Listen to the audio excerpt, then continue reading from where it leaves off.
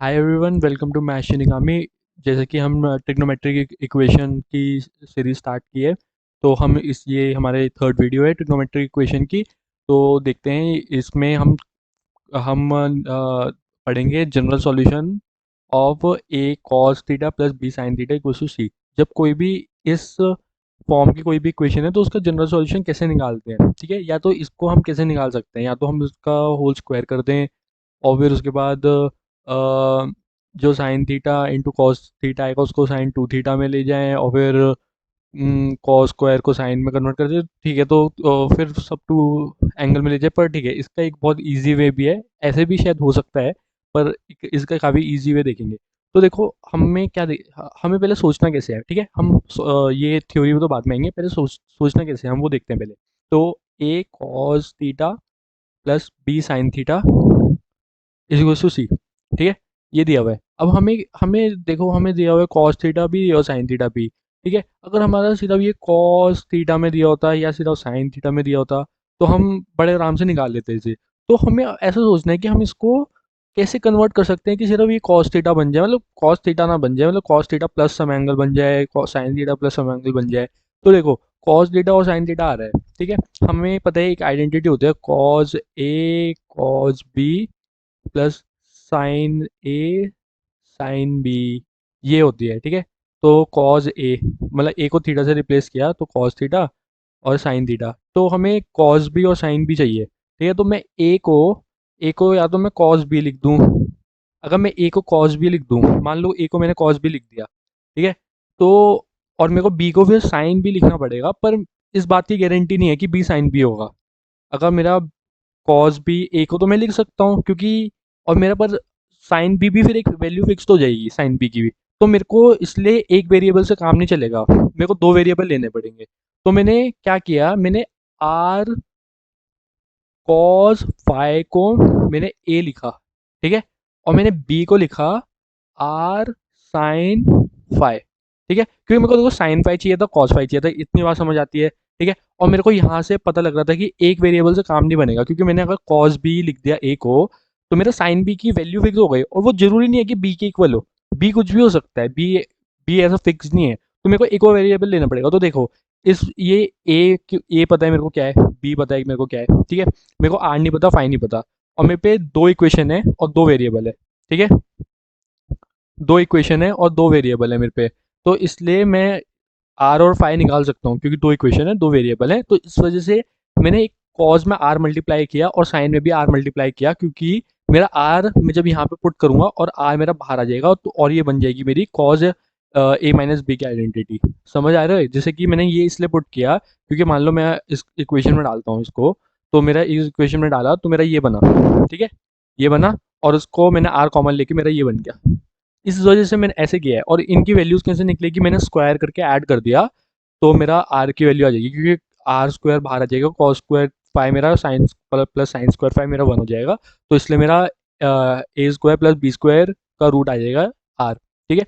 और टेन पाई क्या आएगा, दोनों को डिवाइड कर दिया ए और बी को, बी अपॉन ए, तो मेरा ये टेन पाई, तो मैं यहाँ से फाई निकाल लूंगा और यहाँ से मेरा आर आ गया, ठीक है। तो मैंने यहाँ पे ये पुट किया और मेरा ये आ गया, और मेरा फिर कॉज इसके इक्वल आ गया। तो अब एक पहली बात इसमें क्या क्या याद रखनी है, जब मेरा ये आया तो मेरा जो ये पार्ट है ये मेरा माइनस वन और वन के बीच में होना चाहिए। मेरा सॉल्यूशन तभी एग्जिस्ट करेगा जब ये मेरा माइनस वन से वन के बीच में है। यही मैक्सिमम मिनिमम वैल्यू की कंडीशन होती है, कि मतलब अगर मेरे को A cos theta plus B sine theta का मैक्सिमम बताना है, तो इसका मैक्सिमम होता है root A square plus B square, और इसका मिनिमम होता है, मतलब ये बेसिकली ये इक्वेशन को मैंने सी डाला तो सी मेरा इसके बीच में होता है। ये मैंने अगर मैंने y डाला तो मेरा y इसके बीच में होता है। इसकी मैक्सिमम वैल्यू ये आती है और मिनिमम वैल्यू ये आती है, ठीक है।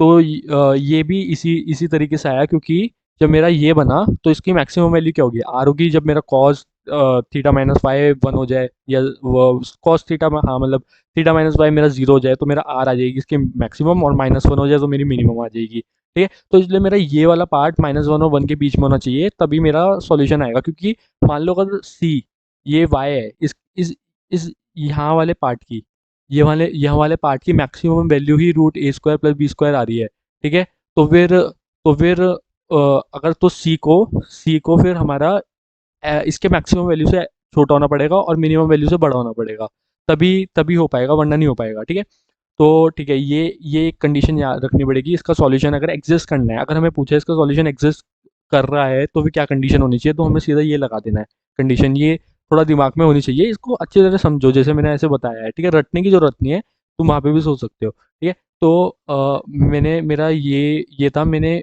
मेरा यहाँ वाले कॉज में है, तो मैं इसको मैंने कॉज बीटा लिख दिया मान लो, क्योंकि मेरे को पता है, मेरे को cos theta is equals to cos alpha के हमने लास्ट वीडियो में जनरल सॉल्यूशन पढ़ा है, तो उसको कॉस बीटा लिख दिया। और ये मान लो ये कॉस बीटा है, किसी बीटा पे ये होगा ना, हो सकता है ना किसी बीटा पे, तो हमारा इसका जनरल सॉल्यूशन ये आएगा जो लास्ट वीडियो में हमने पढ़ा है। अगर नहीं देखी है तो एक बार वो वीडियो देख लेना। तो ये फाई हमारा इधर आ गया, ये इसका जनरल सॉल्यूशन है, और बीटा हमें पता है कि क्या है बीटा। तो बीटा हम निकाल लेंगे, बीटा हम यहाँ से निकाल लेंगे बीटा।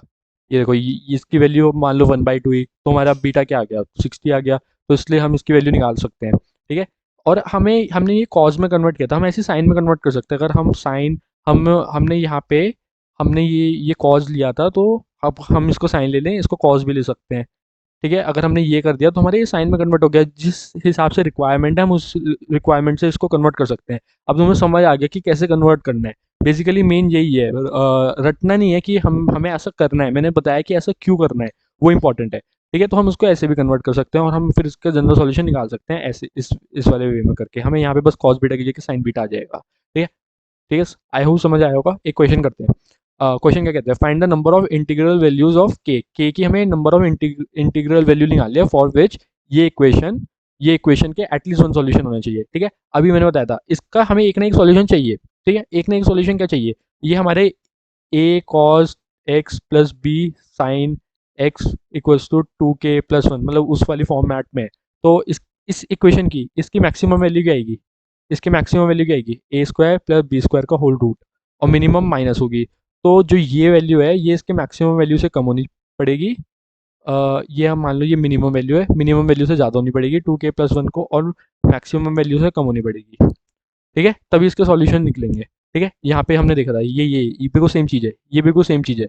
या तो हम इसको ऐसे कर सकते हैं, ठीक है, कि c/√a² + b² हमारा -1 और 1 के बीच में होना चाहिए, तभी इसका सॉल्यूशन निकलेगा, वरना निकलेगा ही नहीं इसका सॉल्यूशन।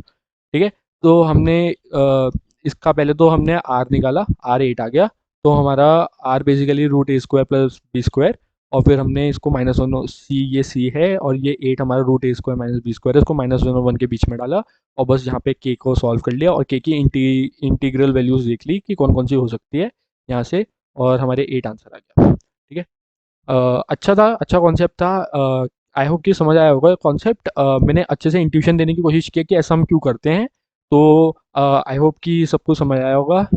चलो अभी के लिए इतना ही, मिलते हैं अगली वीडियो में, बाय।